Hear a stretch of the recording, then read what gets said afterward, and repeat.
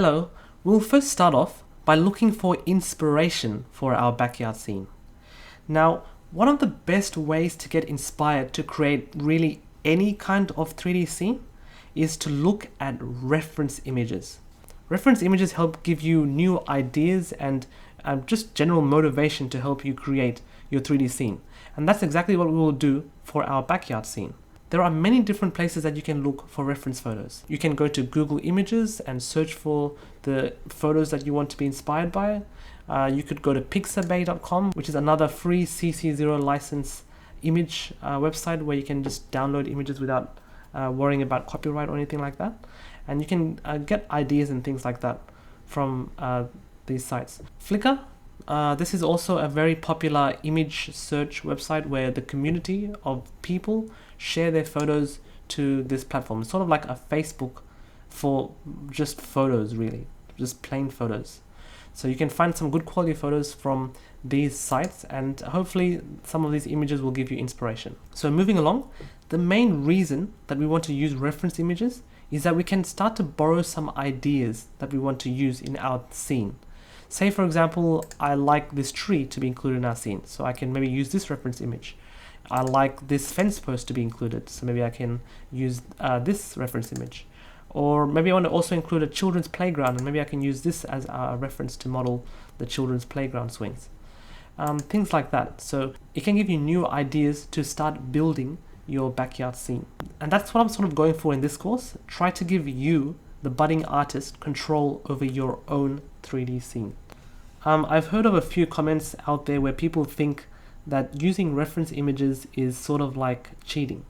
Well, it really isn't. I am 100% certain that every artist that you see who has created a really good photorealistic rendering, they have definitely relied on some real world reference image. I don't think there's ever been any artist who's just turned up, opened up the 3D software and just created a photorealistic masterpiece from scratch. Not relying on any reference images, just modeled away and rendered away, and there you go, photorealistic rendering. That has never happened to the best of my knowledge. So take Finding Nemo for example. Pixar actually hired a crew of photographers to go to the Great Barrier Reef in Australia and take images, to take actual photos of the underwater life at the Great Barrier Reef. And that has helped to contribute to those really awesome photorealistic looking renderings in Finding Nemo. So don't be afraid to use reference photos because they can really help to push that photorealism in your renders. You would rarely ever create photorealistic renderings without relying on reference images. So my best advice is to just go out there and grab a few reference photos, because not only can they inspire you and motivate you to actually get started creating your 3D scene, the hardest part is always starting a scene, it can also help push that photorealism in your 3D renders. So my next tip is to actually go out and take reference photos yourself. So don't rely on Google, Pixabay or Flickr. You yourself go out, take your phone or your camera or your DSLR or whatever, and actually take the photos yourself. Just like the example with the Pixar photographers. For a backyard, one of the best kind of reference photos you can take is grass. Because grass is so random in real life and simulating it in 3D can be quite a challenge. So just try to take little photos so that it gives you ideas for how to plan your photorealistic render. The final step is, well, whenever you have free time, whenever you're doing nothing, just to visualize how you will build those scenes. So look at your reference photos on your phone and think, how would you simulate that in Blender or whatever other 3D software that you're using? How would you simulate that tree bark? How would you create the grass bed? How would you create the wooden deck? How would you create those flowers? Things like that. Try to think up some ideas in your head, maybe jot it down on paper. Everything that I've discussed so far, looking at reference photos on Google, Pixabay, Flickr, and then going out and taking reference photos yourself, and then thinking about how you would build it, brainstorming and all that kind of stuff, will lead to you becoming motivated and inspired to create your backyard scene. This is actually the most important step in creating a photorealistic render. So make sure you don't skip out this step, because this could actually make or break the photorealism in your 3D renders. You don't want to end up creating an amateurish looking backyard scene. you want to end up creating an awesome, realistic looking backyard scene, which will make the Blender community go, whoa, stand back. Do you know what I mean? Let's look at this picture here. This was my main motivation for starting pretty much this backyard creation course. When I first saw this, I thought, wow, this is a pretty good looking photo.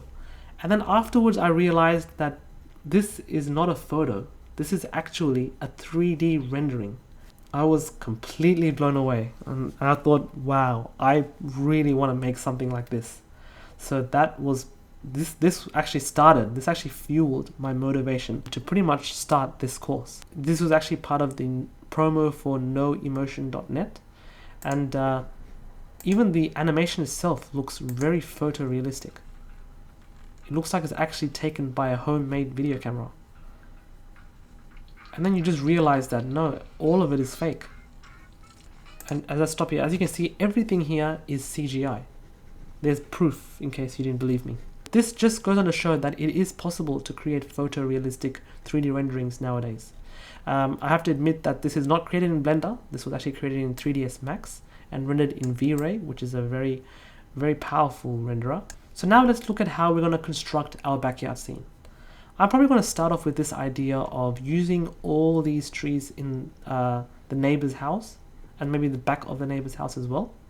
I just like to have trees in there. Trees are part of nature and it just looks beautiful. And I like this style of grass, or I might go for a bahia type of grass. I'll choose to use similar plants like these on the edge of the garden, not in the middle. I found this clothes hanger image on Google. I might also choose to use this. So I like that idea of the clothes hanger being a little bit rusty and out of date. So I might add a clothes hanger to our 3D scene. Adding a clothes hanger to our 3D scenes might also add a bit more visual interest to our backyard. So the next steps, go out right now and take photos of your backyard. Simple as that. It's best if you can do it as soon as possible, as in right now if it's possible, because you don't want to delay starting your backyard scene, because if you start thinking, oh, I'll do a bit later, you never start your 3D scene and it starts to become difficult to actually start. One of the hardest things whenever doing any creative works is actually starting it. So that's why it's best to just stop whatever you're thinking of now and just go ahead and do it. Go out now and take reference photos. I mean, if it's raining or if it's nighttime, I guess you shouldn't, but you will, yeah, just maybe save it for the next day. But nevertheless, just, yeah, go and take photos. So I hope this video has been useful to you, and I hope to see you in the next video.